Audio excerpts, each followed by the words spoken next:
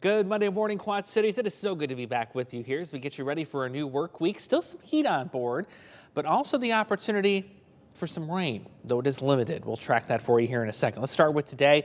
Partly cloudy. It's going to be hazy and hot again. The haze is going to be courtesy of wildfire smoke. That is back. So if you have some sensitivity in terms of the breathing issues, you may want to limit your time outside, especially this morning. But once we get into the afternoon, I think a little more of a breeze should help mix things up and put that threat at bay, if you would. But 88 today, just hot. A couple of clouds. Tonight we're down to 60 degrees, a little cool again. A few clouds around there. Tomorrow, though, is a little different. We've got another cold front coming. This is another backdoor cold front that will bring not only a little bit more warmth, a little bit more humidity, but also a chance for an isolated shower storm as we go into tomorrow afternoon. So let me show you how that looks here. We're dry tomorrow morning. I think even lunchtime is dry. But once we get beyond that, just like what we saw last week, you get the heat of the afternoon, we'll bubble up some of those towering cumulus clouds, and eventually one or two of those will pop into a shower or thunderstorm. And there's the coverage. It's not great, but at least it's something for some of you, and hopefully those of you that missed out on the shower and storm coverage last week can get in on some of this. That threat will remain as we go through the evening, and then once we get into overnight, it all falls apart. So short window of opportunity, not going to be a lot of rain with this. If we put future track rainfall potential into motion, notice all the dryness. Not everybody's going to see it, so don't plan on at least a ton of rain as we get into tomorrow. How did we get to where we are right now? Because we're back in drought. That's no secret. It's been a good start to the year. I mean, rainfall was plentiful. January, February, March was fine. It was an even month. We didn't have any deficit or surplus there.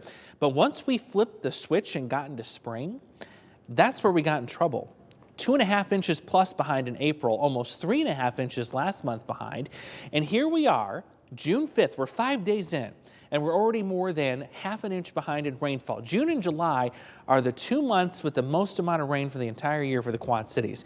It's also the 2 months where you can evaporate the most moisture out of the ground. More than 6.5 inches worth of water can be taken out of the topsoil by the power of the sun this time of year.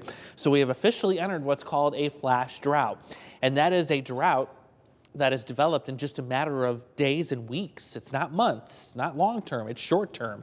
And this is something I think that will fully continue here for the foreseeable future. Granted, we get a big pattern change, which I just don't see happening quite yet.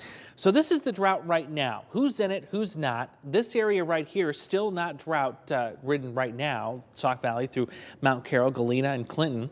But go to the south and southwest of that and things are getting bad. We got moderate drought now in place for Muscatine through Aledo, Galesburg, south of Geneseo and Princeton.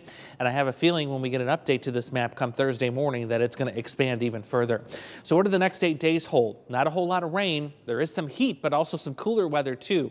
So once we slide that cold front through here tomorrow, it will be cooler and dry for Wednesday, Thursday. Then we'll heat back up on Friday, increase the humidity again going into the start of the weekend, and that will hopefully lead to a better chance for showers and thunderstorms come Saturday.